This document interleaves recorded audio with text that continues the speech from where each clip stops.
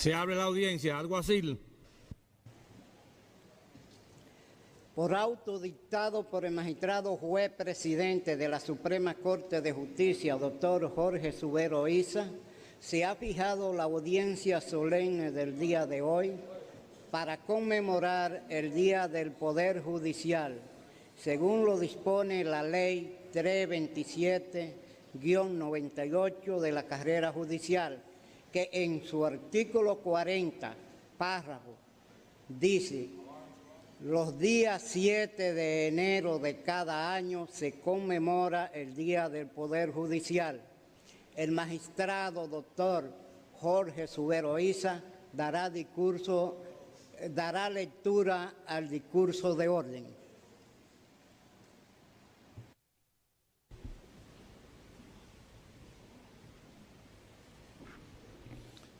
Honorable doctor Leonel Fernández Reina,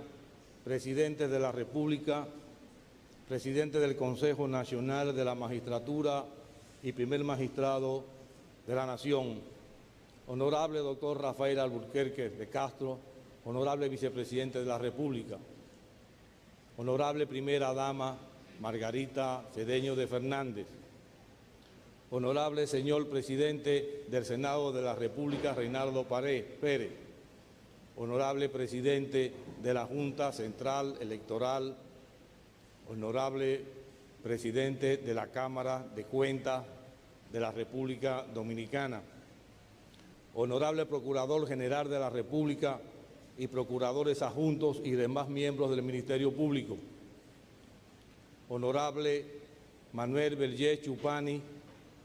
expresidente de la Suprema Corte de Justicia, señores miembros del Consejo Nacional de la Magistratura, representaciones diplomáticas y consulares radicadas en el país, señores candidatos a la presidencia de la República en las próximas elecciones del 16 de mayo de este año, honorables presidentes y secretarios generales de los partidos políticos,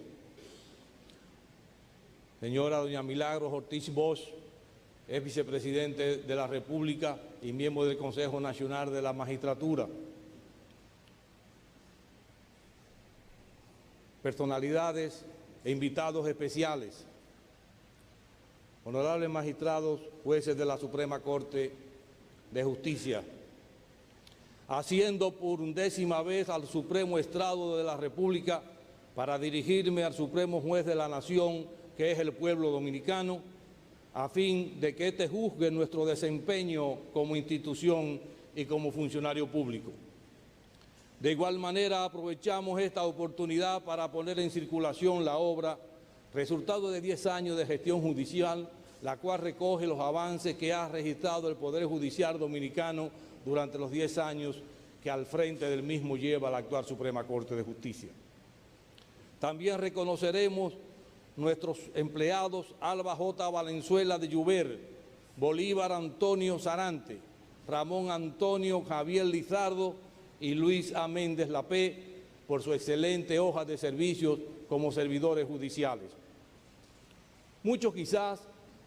estén esperando que me refiera a las dificultades que tendrá en el presente año el Poder Judicial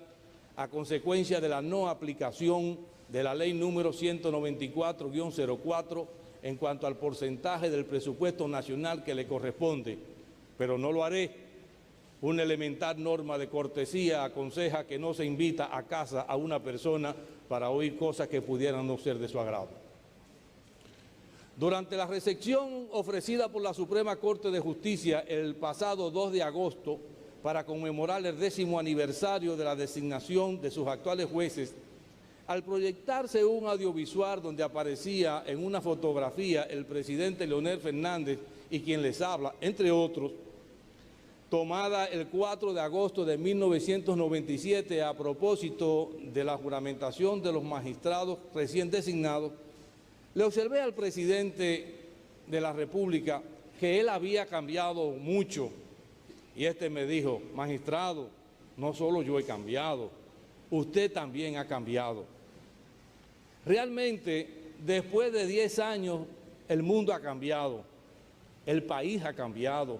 todos hemos cambiado, el Poder Judicial ha cambiado. El mundo de hoy no es el mundo de hace 10 años. Si nos limitamos al área laboral, en esta época de globalización, el mercado laboral se puede ver afectado por diferentes formas de producir bienes y servicios, como son la precarización, la flexibilización, el outsourcing internacional y el offshoring. Según estudios recogidos, para el 2009, el 25% de la población trabajadora mundial estaría integrado por empleados móviles y según estadísticas como las ofrecidas por DataQuest, en el año 2011, cerca de 46.6 millones de empleados corporativos en todo el mundo pasarían por lo menos un día a la semana trabajando fuera de la oficina y 112 millones lo harán desde la casa al menos una vez al mes. Pero en el mundo cultural también se han producido grandes cambios, como por ejemplo la aparición de la biblioteca virtual, principalmente la Universal Digital Library o Biblioteca Digital Universal, proyecto que es auspiciado por los Estados Unidos de América, China, Egipto y la India, que ha completado la digitalización de 1.5 millones de libros a los cuales se accede gratuitamente por Internet. Pero de esa cantidad de libros digitalizados, solo 92 están en español, dominando el chino con 971.000 y el inglés en segundo lugar con 360.000. En cuanto al país, era impensable en un lejano año 1997 que contáramos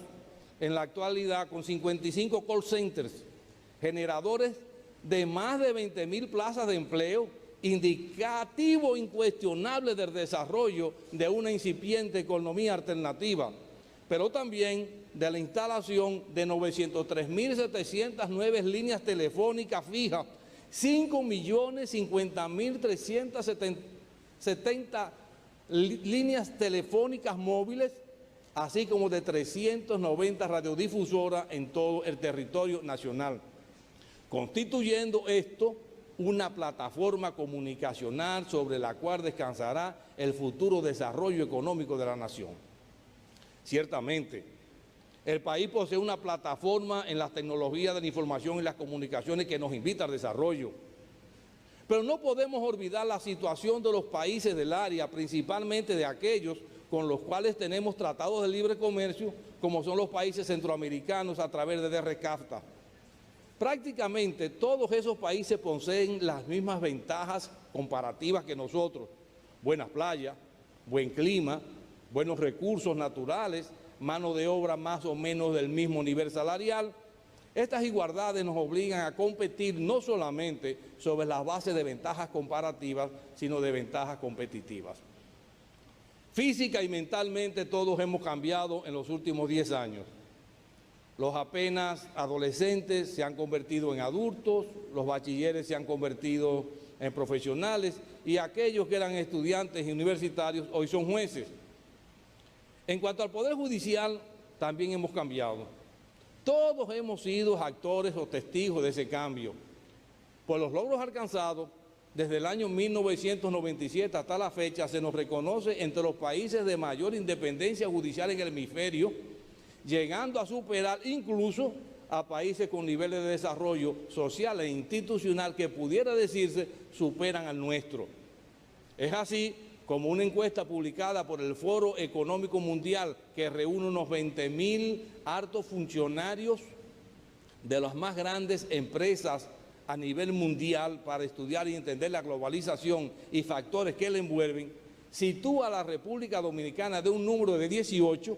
en el quinto lugar de mayor independencia del Poder Judicial en la región, superada solamente por Uruguay, Chile, Brasil y Costa Rica. La estructura judicial del país también ha cambiado, pero para comprender ese cambio es preciso especificar que esa estructura en la actualidad se encuentra integrada por las 6 jurisdicciones siguientes: la jurisdicción penal, la jurisdicción civil y comercial, la jurisdicción de trabajo, la jurisdicción de niños, niñas y adolescentes, la jurisdicción inmobiliaria y finalmente la jurisdicción contenciosa tributaria y administrativa. Los cambios más relevantes se han producido en la jurisdicción penal, razón por la cual en un ejercicio de carácter meramente pedagógico voy a especificar en qué ha consistido algunos de esos cambios. La gran transformación en nuestra estructura judicial penal se ha operado a partir de la puesta en vigencia del Código Procesal Penal el 27 de septiembre de 2004. Sin embargo, ya antes, desde el 13 de noviembre del 2003, mediante la resolución 1920-2003 sobre medidas anticipadas a la vigencia del Código Procesal Penal, la Suprema Corte de Justicia puso en práctica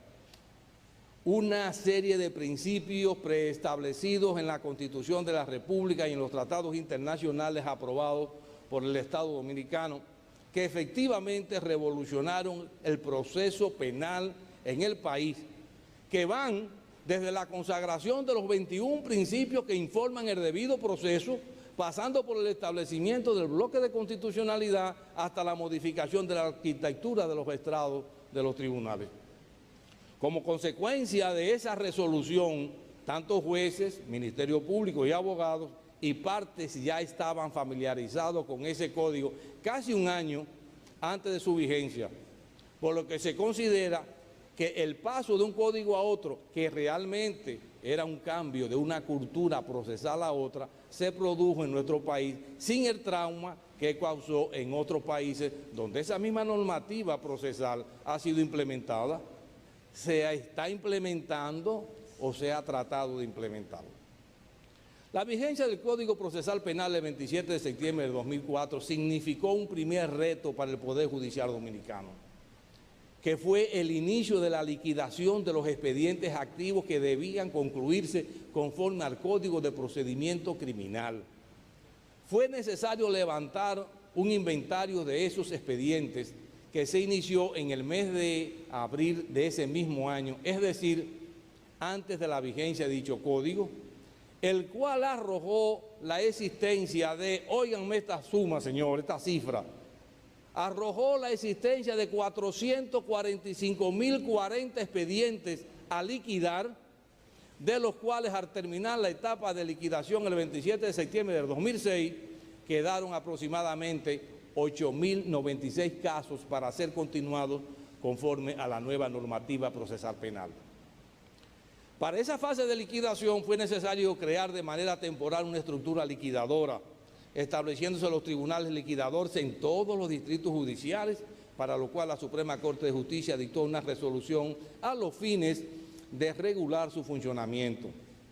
Esa estructura se mantuvo vigente desde el 7 de septiembre del 2004 hasta el 27 de septiembre del 2006, fecha en la cual la propia Suprema Corte de Justicia dispuso su disolución.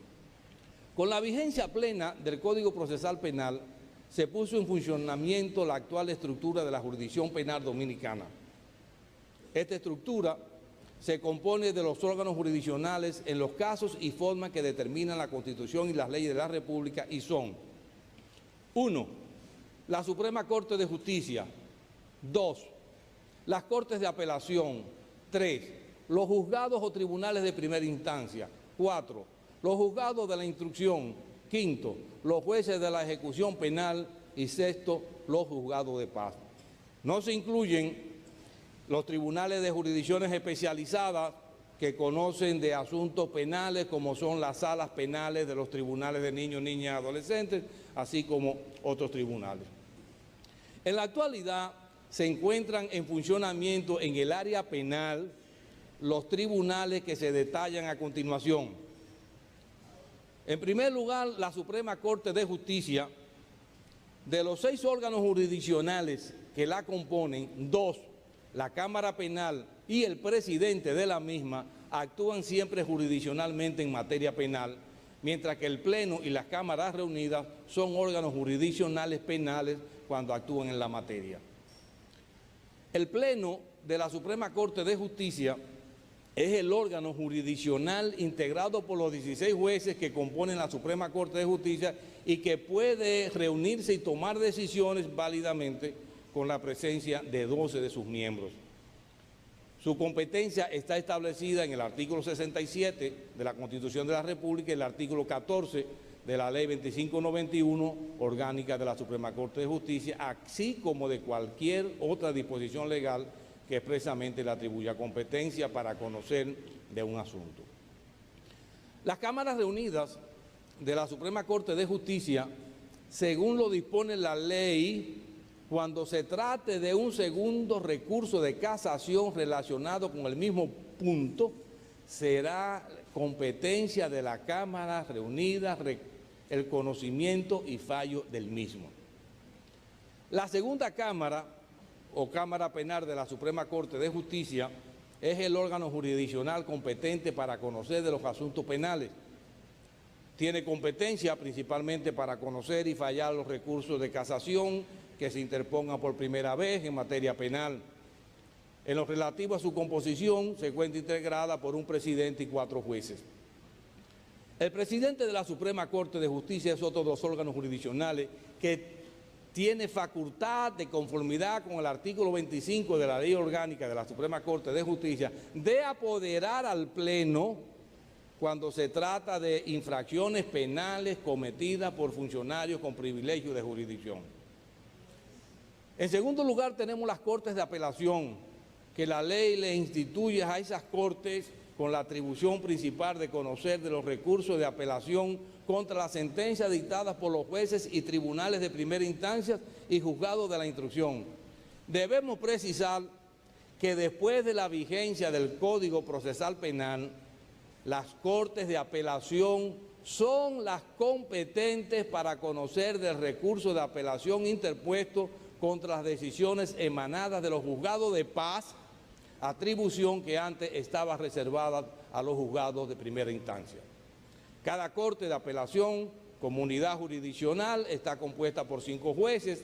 que son un presidente, un primer sustituto de presidente, un segundo sustituto de presidente y 2 miembros. Existen 3 estructuras de Cortes de Apelación que son: A, las Cortes de Apelación con plenitud de jurisdicción; B, las Cortes de Apelación divididas en cámaras penales; y C, las Cortes de Apelación divididas en salas penales. En cuanto a las Cortes de Apelación con plenitud de jurisdicción, en la actualidad existen 3 Cortes de Apelación con plenitud de jurisdicción, es decir, que conocen de todas las materias, entre otras la penal, civil, comercial, laboral, niños, niñas y adolescentes. Las Cortes de Apelación divididas en cámaras penales, hay 8 cámaras penales de Cortes de Apelación, las cuales, como su nombre lo dice, conocen de los asuntos penales. Cada cámara penal se compone además de un presidente, un primer sustituto de presidente, un segundo sustituto de presidente y 2 jueces. Las cámaras penales de las Cortes de Apelación divididas en salas penales, esas cortes, como las Cortes de Apelación del Distrito Nacional, no solamente se encuentra dividida en cámaras,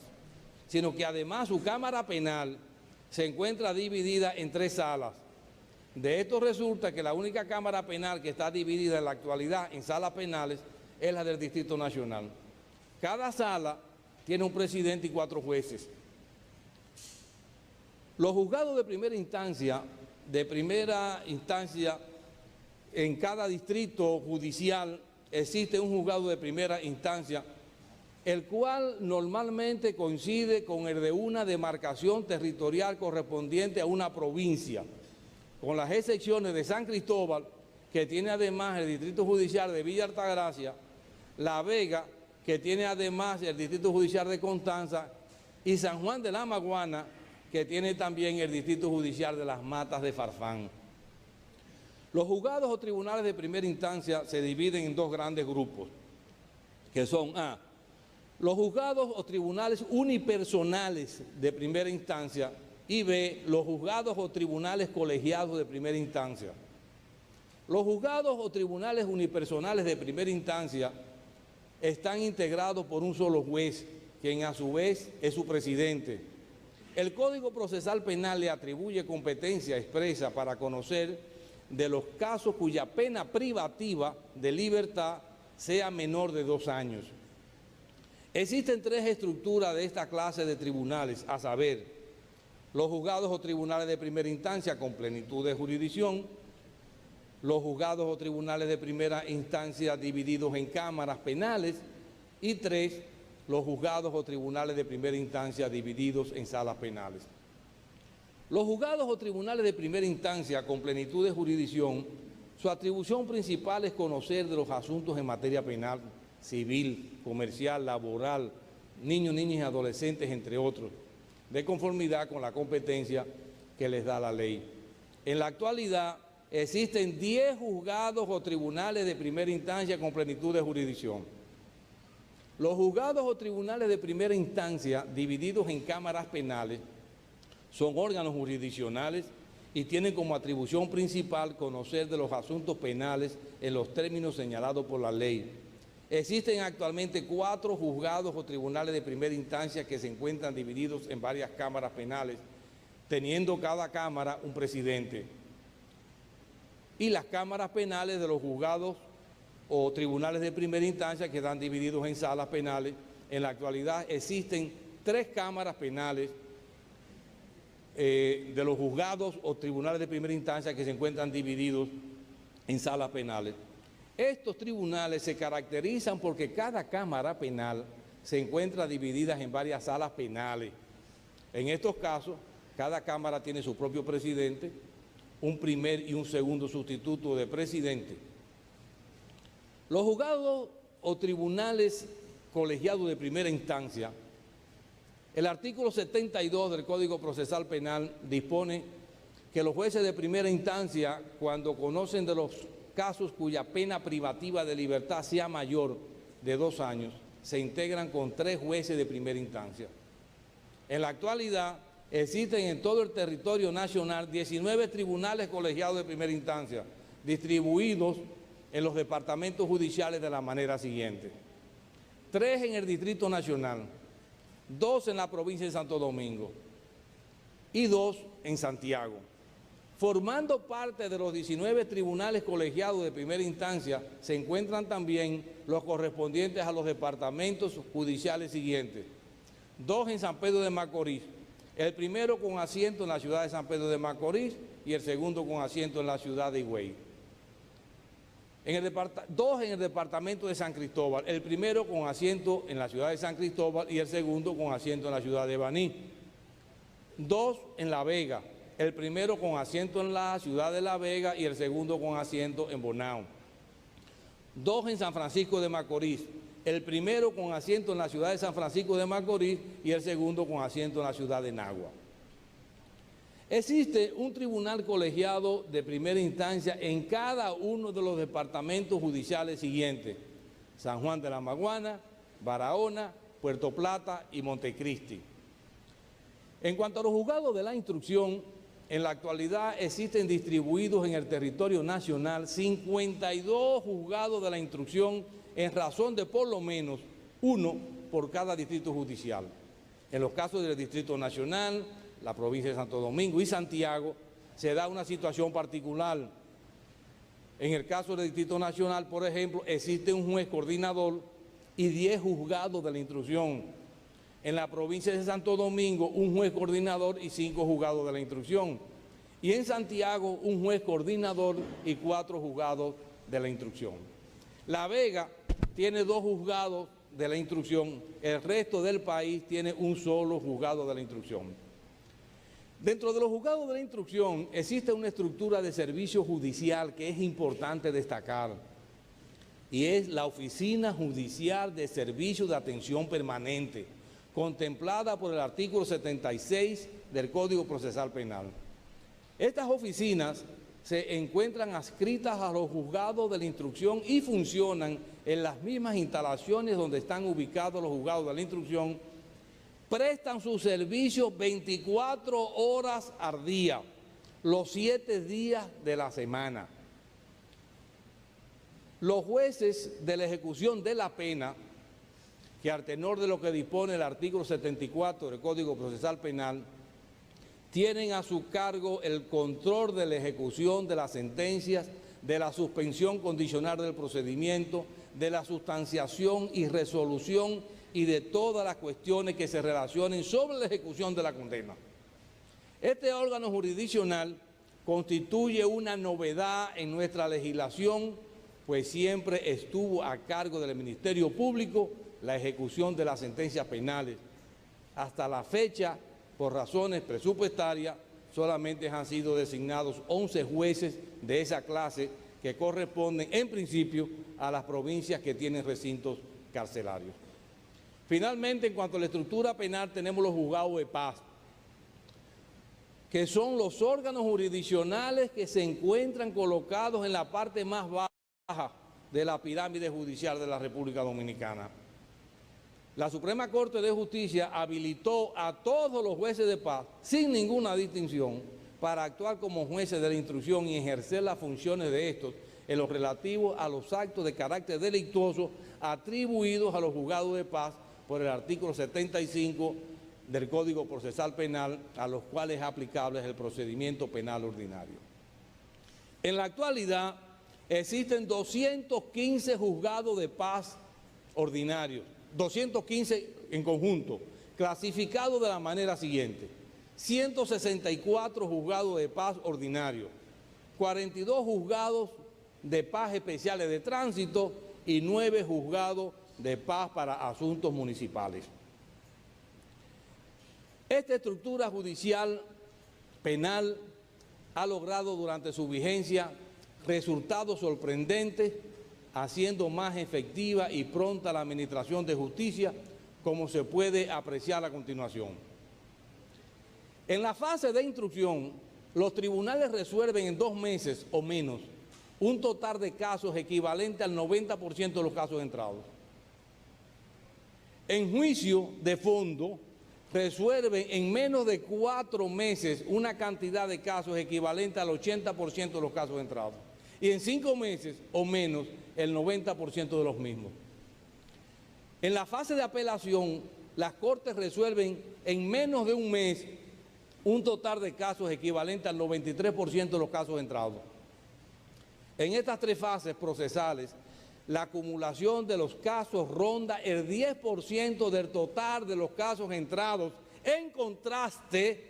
con el antiguo Código de Procedimiento Criminal, cuya acumulación era superior al 45% de los casos entrados.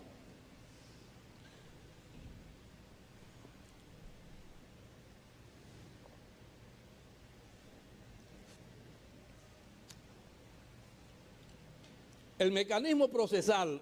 establecido por el Código Procesal Penal reduce en más de un 50% el tiempo de resolución de los casos, lo que evidencia que debemos seguir fortaleciendo el proceso de reforma para ofrecer mayor acceso a la ciudadanía. Ahora voy a entrar a los aspectos jurisdiccionales y en tal sentido comenzaré realizando una reseña de las sentencias más importantes emanadas de los diferentes órganos jurisdiccionales que integran la Suprema Corte de Justicia. Estas sentencias serán publicadas próximamente bajo el título Principales Sentencias de la Suprema Corte de Justicia, año 2007, así como también resoluciones de interés general con el título Resoluciones de Interés General 2007. El Pleno de la Suprema Corte de Justicia, en materia constitucional, dijo lo siguiente: las decisiones tomadas por la Cámara Contenciosa de la Junta Central Electoral en virtud de la ley se presumen adoptadas de conformidad con la Constitución mientras no haya sido declarado lo contrario por el órgano jurisdiccional competente regularmente apoderado, que no corresponde a la Suprema Corte de Justicia como tribunal constitucional pronunciarse sobre lo relativo al conteo de votos de un candidato. Dijimos en una interesantísima sentencia en materia de amparo que el amparo constituye un verdadero juicio de índole constitucional, breve y sumario, ajeno a las regulaciones de un juicio civil, incompatible con la naturaleza y fines de ese instituto, por lo que la doctrina y muchas legislaciones que lo han adoptado excluyen esta materia el recurso de casación que en su sustanciación requiere de un trámite lento y costoso que desvirtúa su propósito esencial, como es la restauración de un derecho fundamental vulnerado. Que su existencia en el ámbito interno se origina de la aplicación de una normativa de carácter internacional como es la Convención Americana sobre los Derechos Humanos o Pacto de San José de 1969, y que es solo a partir de la reciente ley número 437-06 que dicho instrumento de protección de los derechos fundamentales es reglamentado legislativamente para su ejercicio. Que si bien en principio las sentencias de amparo son de ejecución inmediata, dados los intereses tutelados, es forzoso admitir que en el procedimiento del recurso de casación se contempla la posibilidad de que la sentencia impugnada sea suspendida en sus efectos por disposición de la Suprema Corte de Justicia a solicitud del recurrente en casación, sin perjuicio de que esa suspensión se produce de pleno derecho, hasta que la Corte estatuya sobre la misma, desde que la demanda en la suspensión es notificada a la parte recurrida. Que como la competencia de esta Suprema Corte de Justicia para conocer el recurso de casación y de todo lo que de él se deriva, como ordenar la suspensión, está consagrada por la indicada ley número 437-06, resulta incuestionable la facultad de este alto tribunal para conocer y decidir sobre la solicitud de que se trata. Que como el artículo 29 de la referida ley 437-06 ya citado remite al derecho común en caso de recurso de tercería o de casación, cuando se intenta este último, se impone admitir que el derecho común lo constituye el conjunto de disposiciones que integran la ley sobre procedimiento de casación, así como que su mencionado artículo 12 permite a la Suprema Corte de Justicia ordenar que se suspenda la ejecución de la sentencia impugnada, siempre que se le demuestre evidentemente que de la ejecución pueden resultar graves perjuicios al recurrente en caso de que la sentencia fuere definitivamente anulada. En materia disciplinaria, dijimos que tal como lo establece el Código Modelo Iberoamericano de Ética Judicial, el juez íntegro no debe comportarse de una manera que un observador razonable considere gravemente atentatoria contra los valores y sentimientos predominantes en la sociedad en que presta su función. Las cámaras reunidas en una primera sentencia dijo que el coautor, que sí es cierto que cuando hay una infracción ha sido cometida por varias personas, estas no necesariamente están en la misma situación en cuanto a su participación se refiere, toda vez que pueden ser inducidas a una respuesta motivada por un impulso individual que se efectúa en un mismo momento, no importando que su acción influya sobre otros, aun cuando ésta no ha sido concertada con nadie. Que también es cierto que cuando entre los mismos individuos exista un acuerdo, una acción común, un esfuerzo concertado, una meta, una misma intención para realizar el ilícito penal propuesto, su accionar, más que figura de la complicidad, caracteriza la figura del coautor. En esta sentencia, la Suprema Corte de Justicia consagra la coautoría como un delito penal. La misma Cámara reunida dijo que la inmunidad forense a que se refiere el artículo 374 del Código Penal protege tanto a los jueces como al Ministerio Público y que comprende también no solo a los abogados, sino a las partes mismas, y es aplicable a la etapa de la conciliación. La primera Cámara, o Cámara Civil de la Suprema, dijo que como la Corte Actual se declaró correctamente incompetente en base a la cláusula estipulada por las partes en el artículo 9.5 del contrato, no tenía que ponderar nada más, puesto que al establecer dicha cláusula en lo que respecta a la ley aplicable que el contrato y sus documentos debían ser interpretados en armonía con las leyes de Puerto Rico, un tribunal dominicano no estaba en capacidad de juzgar en base a leyes extrañas a nuestro ordenamiento jurídico. La misma Cámara dijo que si bien es verdad que la prueba del hecho negativo en principio no es susceptible de ser establecida por quien lo invoca, no menos válido es que, conforme con la corriente doctrinaria y jurisprudencial prevaleciente principalmente en el país originario de nuestra legislación, cuando ese hecho es precedido por un hecho afirmativo contrario bien definido, la prueba recae sobre quien alega el acontecimiento negado. Así, por ejemplo, el que repite lo indebido debe establecer que no era deudor. La segunda Cámara, por su parte, estableció la diferencia entre preso preventivo o provisional y recluso condenado, entendiéndose por el primero aquella persona contra quien se ha dictado una medida excepcional de encarcelamiento transitorio durante la fase de investigación, que dada la gravedad del hecho que se le imputa y la existencia de elementos que hacen presumir su participación en el mismo, es adoptada para que no pueda evadir el procesamiento judicial y la posible sanción si es declarado culpable. En cambio, debe entenderse por recluso condenado aquel a quien un tribunal competente le ha impuesto una pena privativa de libertad, la cual es definitiva, pero desde el punto de vista de la instancia que la ha pronunciado, aunque no es revocable, puesto que está sujeta a ser considerada nuevamente por un tribunal superior cuando es objeto de un recurso. En materia de extradición,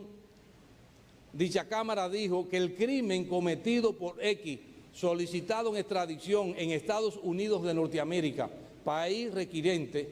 prescribió por efecto del transcurso de tiempo de conformidad con las leyes dominicanas, país requerido, y por ser esta última legislación, además,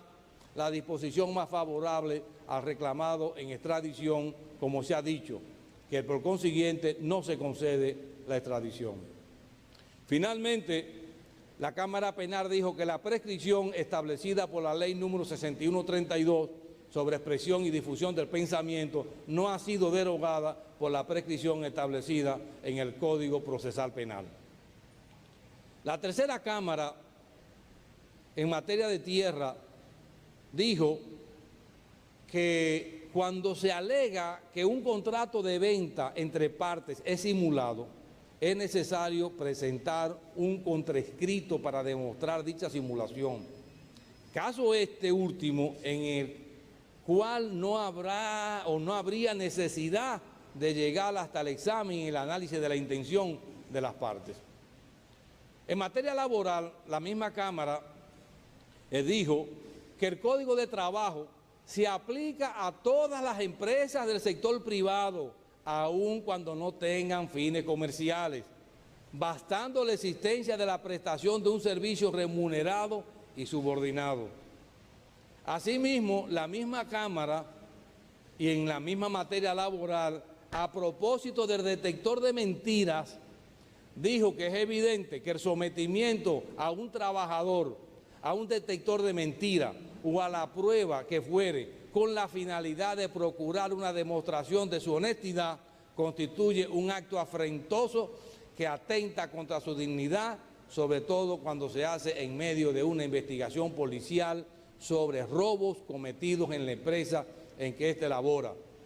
que el efecto deshonroso de esa acción no es eliminado por el hecho de que el trabajador, mientras mantenga su subordinación al empleador, haya dado su anuencia para su ejecución. En cuanto a los actos del presidente de la Suprema Corte de Justicia, dijimos que la Suprema Corte de Justicia, al haber sido apoderada vía la Oficina Judicial de Servicio de Atención Permanente del Distrito Nacional, no lo ha sido regularmente para conocer de la acción privada, razones por las cuales dicha acción resulta inadmisible. En lo relativo al artículo 25 de la Ley Orgánica, dijimos que este constituye una garantía para cualquier ciudadano que se considere afectado por un delito cometido por un funcionario público, de lo que señala el artículo 67, inciso primero de la Constitución. En consecuencia, el referido artículo no contiene ninguna disposición que pueda ser contrario al Código Procesal Penal, manteniendo el mismo toda su vigencia. Finalmente, en cuanto a los autos del presidente, dijimos en lo relativo a las disposiciones del artículo 32 del Código Procesal Penal y la acción penal privada, que el catálogo de infracciones contenidas en el mismo no es de carácter limitativo, sino enunciativo. Quiero hacer un paréntesis para saludar la presencia de mi esposa Francia, así como del presidente del Colegio de Abogados de la República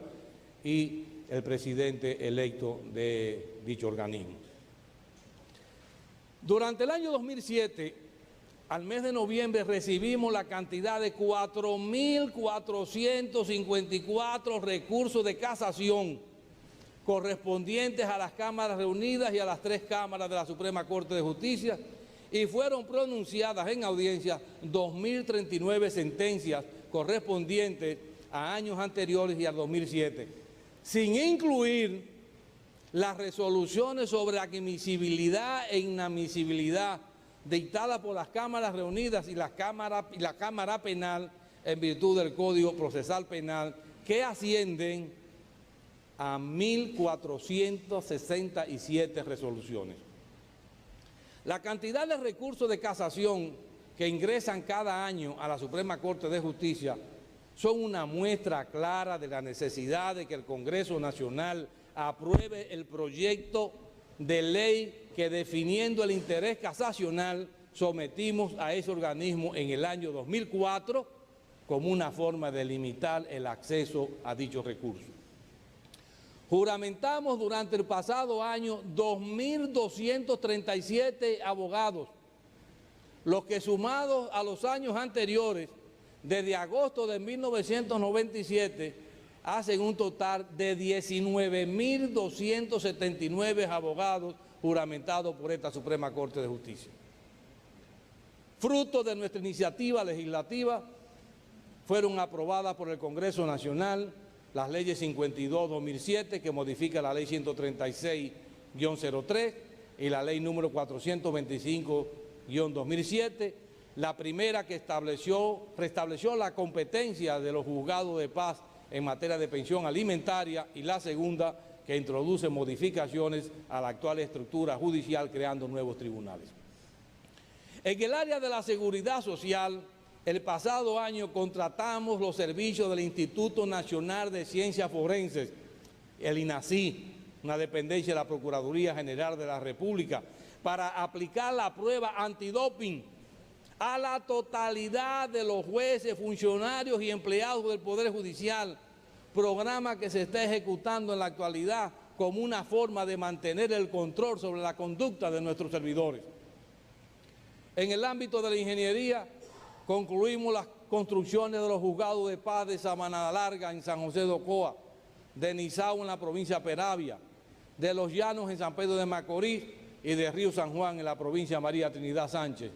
todas sorteadas a través del Colegio de Ingenieros y Arquitectos de la República Dominicana, CODIA.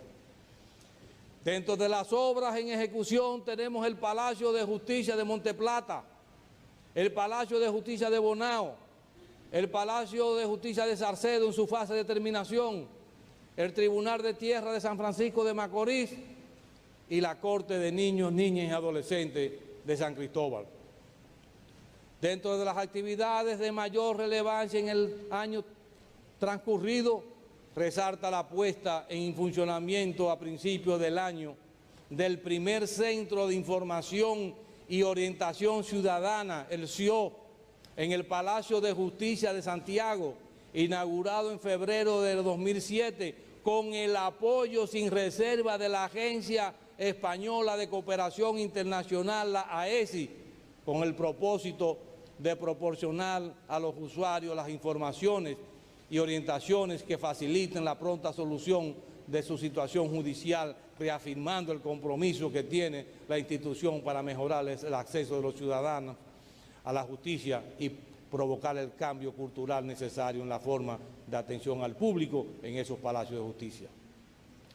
En mayo del 2007, dentro del Seminario Internacional Buenas Prácticas en los Nuevos Sistemas Procesales Penales Latinoamericanos, organizado por el Centro de Justicia de las Américas, el CEJA, celebrado en Santiago de Chile, fue seleccionada entre más de 80 participantes la experiencia dominicana sobre el modelo de gestión del despacho judicial penal de La Vega,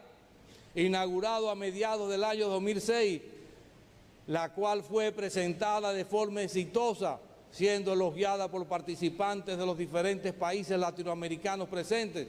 quienes resaltaron los medios y métodos de trabajo empleados y los logros obtenidos con ese nuevo método y modelo de gestión. Con el apoyo del proyecto Justicia y Gobernabilidad de la USAID, fue inaugurado el pasado año el modelo de gestión del despacho judicial penal de Espaillá, en Moca, segundo en el país, poniéndose en funcionamiento una Secretaría General para ofrecer un servicio común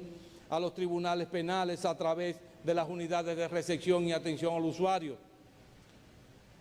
Servicio de mero trámite, los soportes a las audiencias y citaciones y comunicaciones judiciales, así como el apoyo a jueces y una oficina judicial de servicio de atención permanente para atender los asuntos que no admiten demora. Las operaciones de esta oficina cuentan con el soporte del sistema automatizado de gestión Supremo Plus, a través del cual se produce el enlace necesario de las actuaciones judiciales que se remiten desde ese distrito judicial a la Corte Penal del Departamento Judicial de La Vega. En materia de tecnología de la información, el 60% de las edificaciones a nivel nacional cuentan con computadoras. Al día de hoy podemos decir que desde Higüey hasta Montecristi y desde Pedernales hasta Samaná, todos los palacios de justicia del país cuentan con redes de datos. Asimismo, destacamos que todas las dependencias ubicadas en el Distrito Nacional también ya cuentan con infraestructura de red. Nuestra institución cuenta con 6.618 empleados. De este total, 5.016 requieren de una computadora para realizar de manera óptima sus labores y a la fecha 4.239 ya cuentan con una PC, lo que significa que tenemos cubierto el 85% de nuestra necesidad actual en todo el país. De esta cifra, resaltamos también que el 76% de los jueces cuentan con esta herramienta. El 93% de los empleados con computadoras están conectados en red, de los cuales 530 son jueces, es decir, el 72% de estos ya cuentan con esa facilidad. En base a esta plataforma de redes podemos proveer a nuestros jueces el servicio de Internet, y de los 737 jueces del Poder Judicial, el pasado año logramos que 511 de estos cuenten con acceso a la Internet y al correo electrónico del Poder Judicial, lo que representa el 69% de la totalidad. Asimismo, se provee a los demás empleados el acceso a la página web del Poder Judicial y el servicio del correo electrónico institucional, por lo que el 91% de los empleados con computadoras se comunican entre sí, sirviendo esto para reducir costos a la institución, como son gastos en impresión de documentos, en transporte y en llamadas telefónicas. Estos avances han sido fruto de la capacidad y esfuerzo de nuestros técnicos, lo que nos ha permitido alcanzar esos logros sin grandes costos para la institución. Uno de los proyectos más ambiciosos que tenemos programado para el presente año es el de videoconferencia judicial, a fin de mantener un contacto permanente y en tiempo real con nuestras dependencias. Pero la meta final de este proyecto es, luego de los ajustes legales correspondientes, permitir a los jueces que desde sus propias oficinas puedan realizar los interrogatorios de los procesados desde el lugar de su internamiento sin necesidad de desplazamiento,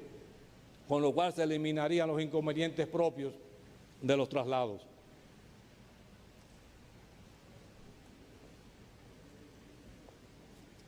El pasado año se ejecutó el proyecto Boletín Judicial Digital, que maximiza las posibilidades de la consulta en la medida que permite la búsqueda por contenido, por cámara y por recurso, En este formato fueron ya producidas y distribuidas las ediciones enero, marzo y abril, junio de 2007. Como una forma de garantizar a los servidores judiciales y demás usuarios del Poder Judicial la preservación y disponibilidad inmediata de la información, facilitando la difusión de los mismos y ofreciéndoles una consulta económica y eficiente en términos de tiempo y distancia, estamos conformando el Archivo Nacional de Sentencias. Este proyecto se inició con la sentencia de la Suprema Corte de Justicia, continuando con las Cortes de Apelación, tribunales colegiados de juzgados de primera instancia, juzgados de ejecución de la pena y de la ejecución de la sanción de las personas adolescentes. Hoy contamos con 12.996 archivos en bases de datos, los cuales a principios de este año estarán disponibles en nuestros sitios web. Durante la celebración de la Expo 10º aniversario, fueron exhibidas 137 publicaciones producidas por la institución durante los últimos 10 años. Coauspiciamos la actividad denominada Justicia, Prensa e Impunidad, organizada por la Sociedad Interamericana de Prensa, la SIC, la cual se efectuó en nuestro país. A la misma asistieron los presidentes de las Cortes Supremas de Iberoamérica, así como connotados directores de medios y periodistas del ámbito nacional e internacional. Esta conferencia estuvo enmarcada en el proyecto contra la impunidad y la Sociedad Interamericana de Prensa y tuvo como principal objetivo establecer un diálogo entre magistrados de cortes y tribunales supremos y periodistas sobre las medidas que pudieran adoptarse para reducir la impunidad de los crímenes contra los periodistas. Una de las actividades que mayor atención concitó a lo interno del Poder Judicial fue la que con el nombre Los Adolescentes Interpretan la Constitución de la República, celebrada en nuestro auditorio en el mes de noviembre, donde aproximadamente 360 estudiantes de bachillerato, de colegios y escuelas públicas participaron en grupos de trabajo que luego, reunidos en plenaria a través de sus voceros, interpretaron y presentaron conclusiones sobre los derechos fundamentales consagrados en el artículo 8 de la Carta Magna. También tenemos que destacar que durante el mes de febrero todos los departamentos de la sede central y otras dependencias, comenzando por los jueces de la Suprema Corte de Justicia, cantaron cada día el himno nacional al mismo tiempo que a las 8 a.m. se enestaba la bandera nacional. Actividad que pretendemos repetir este año, pero ahora a nivel nacional. Pero también vamos a iniciar una campaña para que en cada ocasión que se entone el canto patrio, el mismo sea interpretado por todos los presentes, para lo cual promoveremos masivamente sus letras a nivel nacional. La Escuela Nacional de la Judicatura, con la finalidad de disminuir la brecha digital a través de la capacitación, desarrolló el proyecto ACETI, que es del acceso a la tecnología de la información y comunicación, mediante el cual, por medio de acuerdos de facilidades de financiamiento con el Banco de Reserva, se les brindó la oportunidad a jueces y a defensores a adquirir equipos Lactos, los que les facilitaron su participación en cursos de profundización impartidos por la vía virtual, es decir, el aprendizaje e-learning. En junio del año pasado se celebró la temporada del Derecho Francés 2007, actividad organizada por la Escuela Nacional de la Judicatura con el auspicio y la celebración de la Embajada de Francia en la República Dominicana y la Escuela Nacional de la Magistratura Francesa. La escuela abrió sus cursos de formación continua a la participación de los miembros de la red de escuelas judiciales de Iberoamérica. De esta manera, en cada uno de nuestros cursos, jueces de países hermanos enriquecen el debate que se produce entre participantes y docentes. El entusiasmo por los cursos ofrecidos por la Escuela Nacional de la Judicatura ha traspasado la virtualidad y algunos jueces han decidido participar en la semana presencial, así como durante este año contamos con la presencia en nuestro país de jueces de Colombia, Paraguay, Puerto Rico, Honduras y Costa Rica. Durante la reunión, los directores de escuelas judiciales de Iberoamérica que conforman la Red Iberoamericana de Escuelas Judiciales, sostenida en el marco de la Cuarta Asamblea General, eligieron por tercera vez consecutiva a la Escuela Nacional de la Judicatura de la República Dominicana como Secretaría General. Siguiendo con la línea de actividades internacionales, la Escuela Nacional de la Judicatura ha estado colaborando, y presten atención a este dato, ha estado colaborando con la constitución de la Red de Escuelas Judiciales de los Estados Unidos Mexicanos, cuyo propósito es la creación de una estructura de comunicación y colaboración entre las 32 escuelas judiciales, institutos de capacitación y especialización judicial o centros de estudio de los poderes judiciales locales mexicanos, que permita crear un espacio para la reflexión jurídica, el intercambio de experiencias, el fortalecimiento de la educación judicial y el desarrollo de acciones concertadas. Respecto a la defensa pública, en la actualidad contamos con 140 defensores públicos y 74 abogados de oficio para cubrir los servicios de defensa pública en todo el territorio nacional, y se están formando 21 aspirantes a defensores y tenemos abierto un concurso para 80 plazas más. La Suprema Corte de Justicia, entendiendo la necesidad de continuar con el proceso de reforma iniciado por el Programa de Modernización de la Jurisdicción de Tierra, el PMJT, ha dado pasos para la consecución de un nuevo proyecto a fines de expandir los avances tecnológicos a prácticamente todos los órganos de la jurisdicción inmobiliaria. El propósito de este proyecto, denominado Programa de Consolidación de la Jurisdicción Inmobiliaria, es consolidar los logros alcanzados por el PMJT y así garantizar la seguridad jurídica y mejorar la calidad de los servicios de los usuarios que acceden a la jurisdicción, siendo conscientes de la singular importancia que tiene la propiedad inmobiliaria en el país. El 4 de abril del 2007 entró en vigencia plena la Ley 108-05 de Registro Inmobiliario, lo que ha implicado acciones antes y después de su entrada en vigencia, que ha implicado capacitación a los jueces, funcionarios, registradores y empleados en la nueva normativa y su reglamento de aplicación. El programa de consolidación de la jurisdicción inmobiliaria ha tomado medidas para apoyar el proceso de descongestión total de los registros de títulos de Higüey y de Samaná, con lo cual contribuimos al desarrollo económico y social de esas comunidades. Sin perjuicio del servicio que de manera individual se les presta a los usuarios de la jurisdicción inmobiliaria, hemos potenciado el servicio prestado a los grandes usuarios y a las entidades estatales, otorgándoles un tratamiento especializado con la finalidad, primero, de contribuir al desarrollo económico y avance del sector inmobiliario y segundo, de contribuir a mejorar la capacidad de respuesta de los órganos de esa jurisdicción. En el marco de esto, se han celebrado acuerdos de acceso remoto con las principales asociaciones de ahorros y préstamos y los bancos comerciales del país.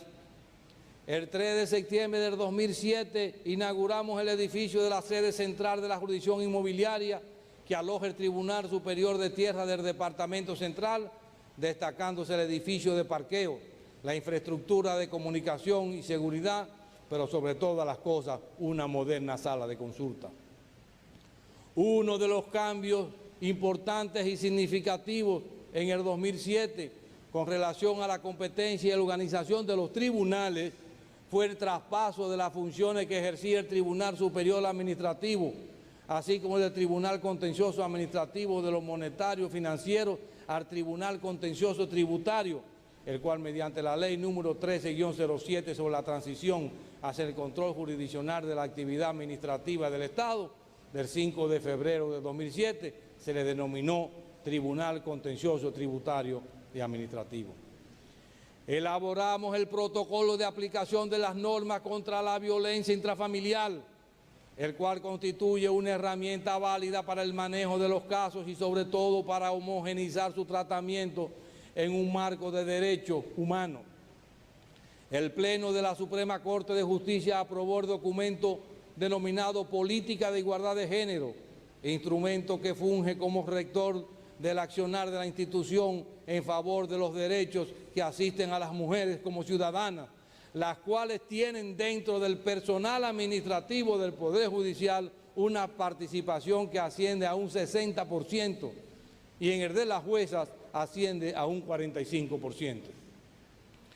El Poder Judicial ha implementado ciertas acciones a los fines de ofrecer facilidades a las personas con discapacidad. Es así como a nivel nacional tenemos 27 empleados que presentan discapacidades de diferentes tipos. La Escuela Nacional de la Judicatura dispone de un programa informático que permite a los no videntes escuchar todo lo que aparece en la pantalla del computador, ofreciéndoles así una participación activa a los programas educativos de la referida escuela, manteniendo a la misma una relación fluida con la escuela de no videntes, a los fines de llevar el alfabeto sistema Braille a los programas y evaluaciones que imparte la referida escuela y a las personas con impedimentos visuales.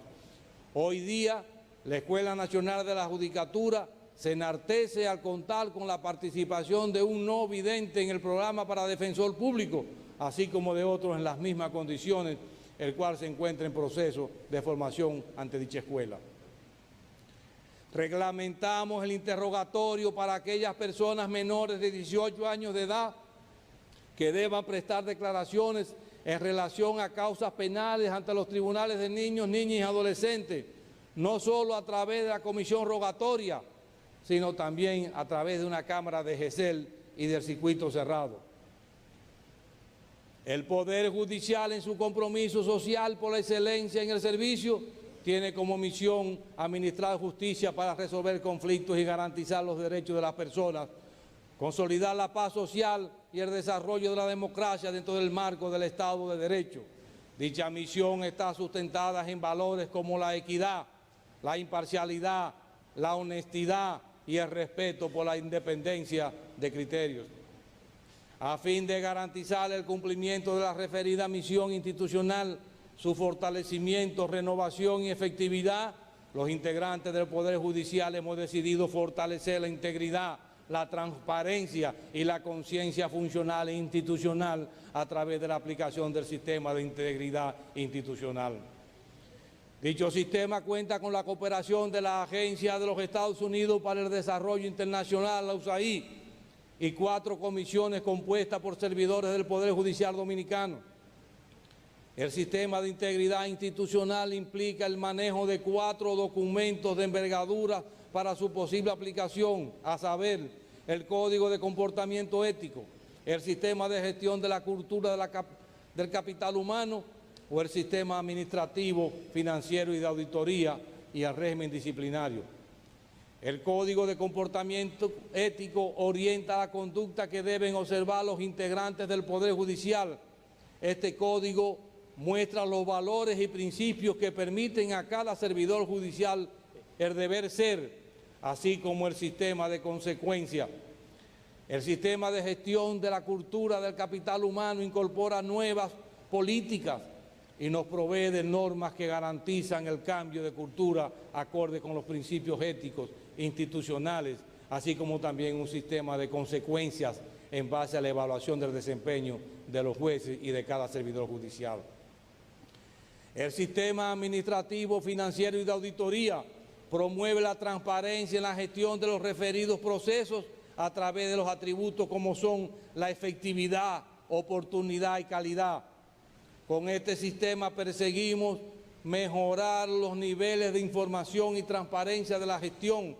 que desde hace varios años hemos puesto en ejecución, como son la publicación mensual de nuestra ejecución presupuestaria, tanto en los medios de comunicación escritos como en nuestra página web. El control de las declaraciones juradas de los jueces y de los principales funcionarios de la institución. Este año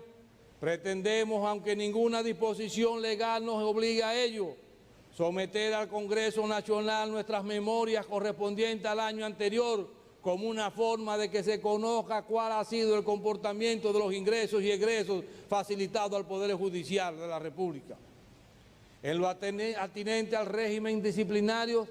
podemos destacar que este sistema unifica los criterios de conducta para todos los servidores judiciales sin distinción de cargo o posición administrativa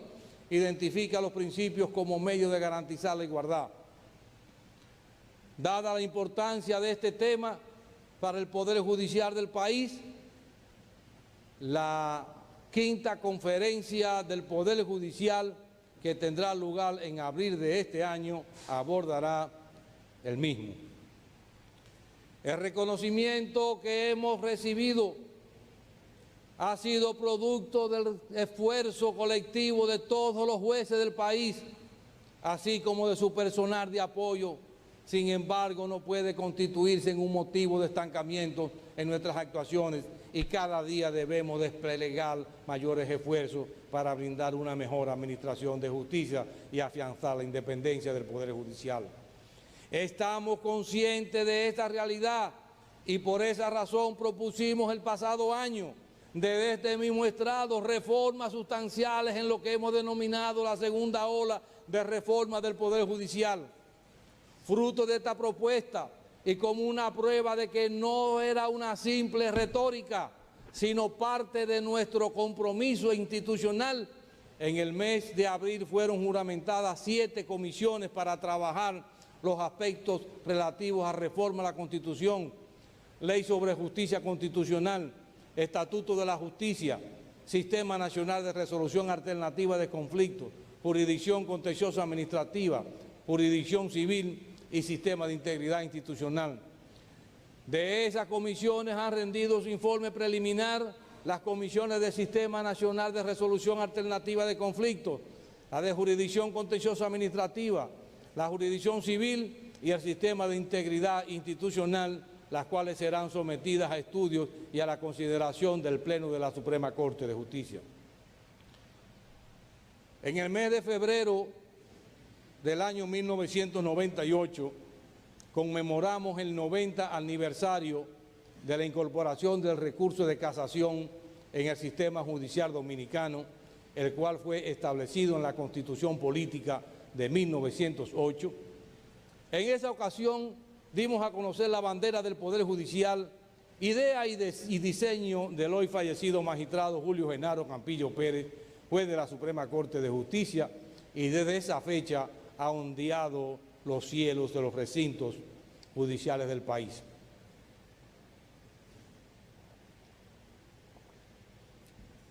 Conjuntamente con la bandera nacional. Al cumplirse en el mes de febrero próximo el primer aniversario de ese acontecimiento, la Suprema Corte de Justicia quiere celebrarlo con una jornada que hemos denominado primer centenario del recurso de casación en la República Dominicana, para lo cual durante el mes de febrero próximo tendremos actividades sobre el tema, consistentes en paneles entre jueces, paneles entre abogados, paneles entre profesores universitarios y un gran panel de clausura de derecho comparado, para el cual han sido invitados y confirmados su asistencia los eminentes juristas Jorge Eduardo Tenorio, de El Salvador, Anabel León, de Costa Rica, Luis Aquiles Mejía, de Venezuela, Jaime Alberto Arrubla Plaucar, de Colombia, Jean-Pierre Dentilá, de Francia, y Juan Antonio Sciol, de España. Durante ese evento pondremos en circulación una obra que hemos denominado Compendio de Leyes Usuales de la República Dominicana, el cual recoge las leyes más usuales de nuestro país con sus modificaciones, publicación compuesta por 4 volúmenes y editada también en formato digital. Este año celebraremos también en el mes de marzo, junto con el Centro de Estudios y Formación Constitucional Centroamericano del Consejo Consultivo de Cataluña, la jornada de Derecho Constitucional en nuestro país, con el tema principal, la protección de los derechos humanos por los tribunales, donde se realizarán exposiciones comparadas de España, Costa Rica, Guatemala, Nicaragua, Honduras, Panamá, El Salvador y República Dominicana. Durante el recién finalizado año 2007, los tribunales judiciales dominicanos dictaron sentencias que solamente pueden ser pronunciadas en un país donde impere un verdadero Estado de Derecho, como el que existe en la República Dominicana. Palmaria demostración de la existencia de una separación de los poderes públicos. El Poder Judicial de la Nación con cierta frecuencia es blanco de críticas, unas favorables, otras desfavorables. Cada quien se convierte en juez y aspira a que las decisiones se adopten de conformidad con sus propios intereses particulares o personales o de acuerdo a la interpretación que le dan a las leyes y a los hechos. Esas críticas que esporádicamente se dirigen contra el Poder Judicial no son más que el resultado del libre juego y debate de las ideas que deben existir en todo país democrático y debemos, por tanto, si no compartirlas necesariamente, respetarlas y tenerlas como material de reflexión. En ocasiones se apela al sentimiento social y cada uno se convierte en su intérprete. Pero si bien es cierto que el juez al tomar una decisión debe tener en cuenta a la sociedad a la cual le sirve, así como el daño que el hecho ilícito le causa, no menos cierto es que el juez es el único instrumento de medición existente para determinar ese daño. Él es el único árbitro en el terreno del juego. El juez no puede actuar por la vocinglería y por la presión que provienen de las graderías. Si bien el juez no debe tomar una decisión con la rapidez con que lo hace un árbitro de béisbol o de baloncesto, tampoco debe de tardar tanto tiempo para hacerlo como el que se ha tomado el gobierno central para la terminación del Palacio de Justicia de Atomayor, cuya construcción se inició en 1998. Pero tampoco debe tomarse tanto tiempo como ese mismo gobierno en la ocasión se ha tardado para construir el juzgado de paz de Boca Chica, que se inició en el año 2001. La República Dominicana goza de un poder judicial totalmente independiente de las diferentes posiciones partidaristas que inciden en el espectro político dominicano. Sus miembros son designados, reconocidos, promovidos y sancionados, apegados al más estricto respeto de la ley de carrera judicial. Hemos dejado de ser meramente el órgano jurisdiccional del Estado para convertirnos no en el tercer poder del Estado, como se decía antes, sino en uno de los tres poderes del Estado. Por eso es que la independencia del juez no depende tan solo de que la ley así lo consagra.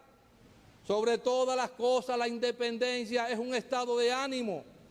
De ahí que la verdadera fuerza del Poder Judicial se encuentra en la fuerza moral de sus jueces. La resiedumbre moral de un juez no se pone de manifiesto cuando se le dice no a un enemigo o a una persona no conocida, o cuando se le dice no a un miembro de la oposición. Esa resiedumbre se pone de manifiesto cuando se le dice no al amigo, al miembro del gobierno, al familiar, al conocido, cuando se le dice no al hijo, en fin, cuando se le dice no a quien lo ha defendido o al grupo que lo ha apoyado o a su superior jerárquico.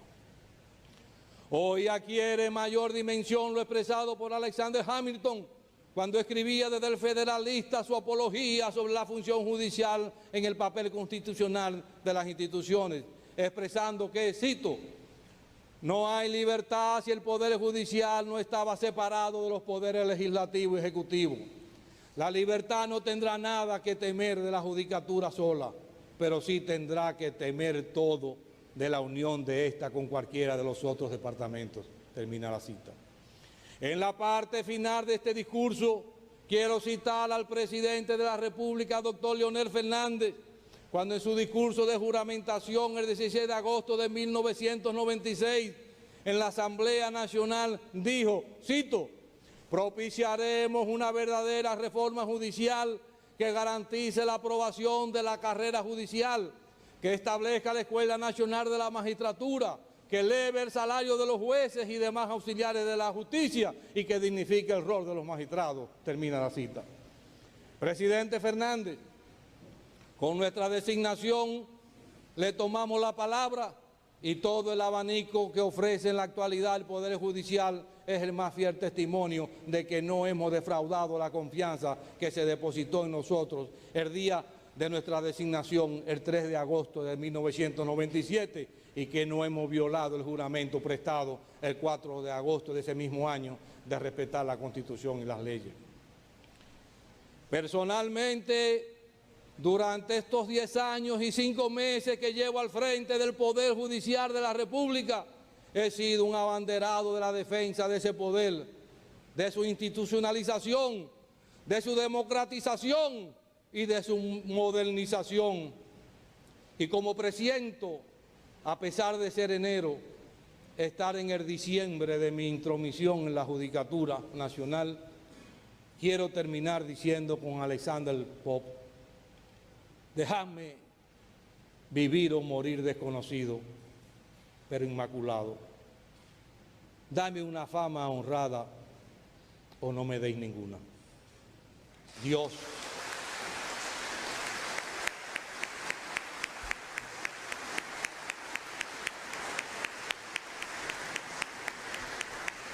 Termino estas palabras diciendo: Dios, patria y libertad. Viva la República Dominicana. Muchas gracias.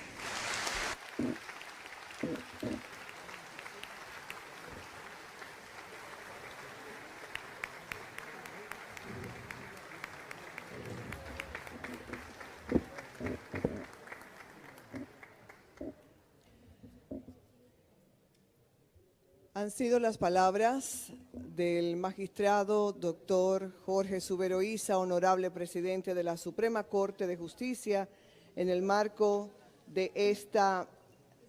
audiencia solemne del Poder Judicial, celebrando el Día del Poder Judicial. Solicitamos ahora, con el respeto que nos merecen sus altas investiduras, al excelentísimo señor presidente de la República, doctor Leonel Fernández Reina, al magistrado doctor Jorge Subero Isa, honorable presidente de la Suprema Corte de Justicia, pasar al centro del estrado para encabezar lo que será este acto de reconocimiento a servidores del Poder Judicial que por primera vez se realiza como un acto de justicia, ¿por qué no?, a personas que tienen décadas con una hoja de servicio inmaculada y apegada a la excelencia. Con satisfacción, la Suprema Corte de Justicia otorga el presente reconocimiento a la excelencia en el servicio judicial a Alba Josefina Valenzuela, quien por más de 55 años ha prestado eminentes servicios al Poder Judicial, destacándose por su honestidad, eficiencia y vocación de servicio. Dado en Santo Domingo de Guzmán, Distrito Nacional, a los 7 días del mes de enero del año 2008. La señora Alba Josefina Valenzuela nació en la ciudad de San Juan de la Maguana el 9 de febrero del año de 1932. Realizó sus estudios secundarios en la Escuela Normal de San Juan de la Maguana. Ha realizado cursos de computadoras, ortografía, redacción, motivación, mejoramiento del ambiente laboral, protocolo y desarrollo humano, entre otros. Ingresó al Poder Judicial en fecha 9 de septiembre del año 1952, desempeñando el cargo de secretaria auxiliar del Juzgado de la Instrucción de San Juan de la Maguana, y en la actualidad se desempeña como secretaria del Juzgado de Paz de San Juan de la Maguana. Alba Josefina Valenzuela de Llubert. La Suprema Corte de Justicia, en el Día del Poder Judicial, otorga el presente reconocimiento a la excelencia en el servicio judicial a Luis Méndez Lapé, quien por más de 53 años ha prestado eminentes servicios al Poder Judicial, destacándose por su honestidad, eficiencia y vocación de servicio. Dado en Santo Domingo de Guzmán, Distrito Nacional, a los 7 días del mes de enero del año 2008.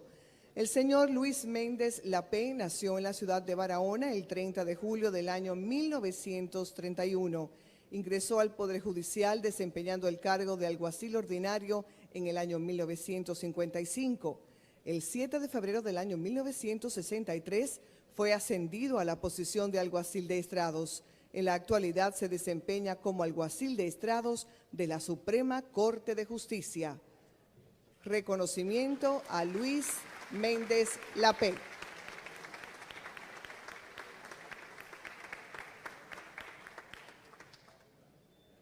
La Suprema Corte de Justicia, en el Día del Poder Judicial, otorga el presente reconocimiento a la excelencia en el servicio judicial a Ramón Antonio Javier Liranzo, quien por más de 47 años ha prestado eminentes servicios al Poder Judicial, destacándose por su honestidad, eficiencia y vocación de servicio.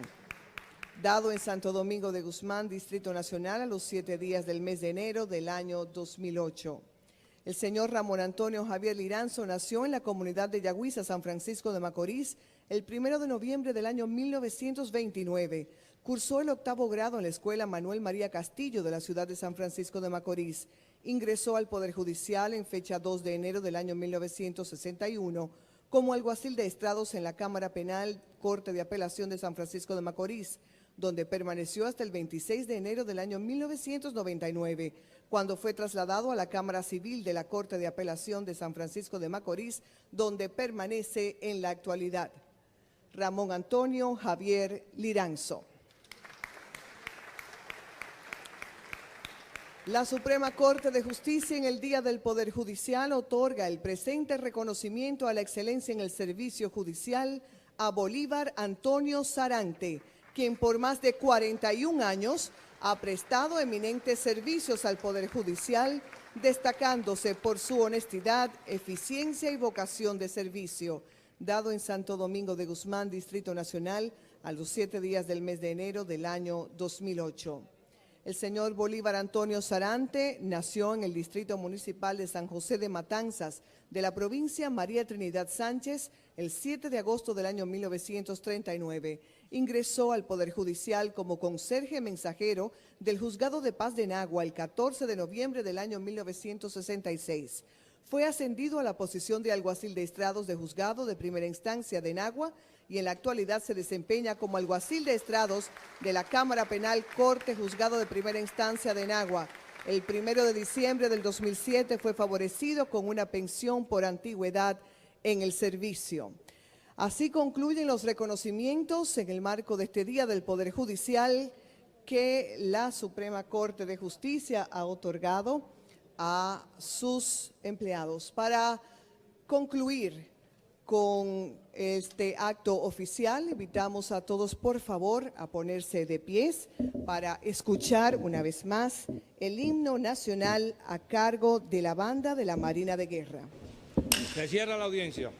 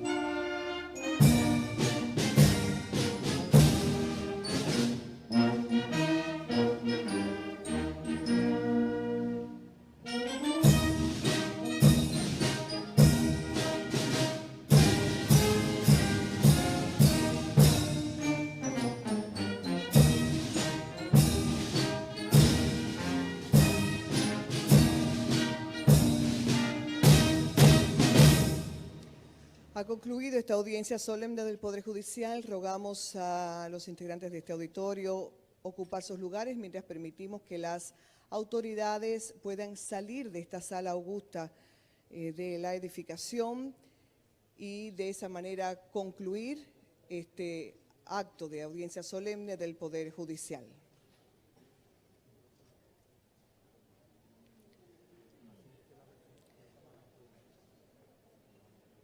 Mientras tanto, es Un placer dejarles saber a cada uno de nuestros invitados que en la primera planta de la edificación se estarán otorgando algunas de las publicaciones del Poder Judicial. Agradecemos muchísimo no solo la presencia de ustedes en este importante acto de la audiencia solemne del Poder Judicial, sino el permanecer en sus lugares hasta tanto el primer mandatario de la Nación, el excelentísimo señor Presidente de la República, doctor Leonel Fernández, y los honorables magistrados, integrantes del Pleno de la Suprema y demás autoridades, hacen su salida de esta sala augusta de la edificación que aloja al Poder Judicial.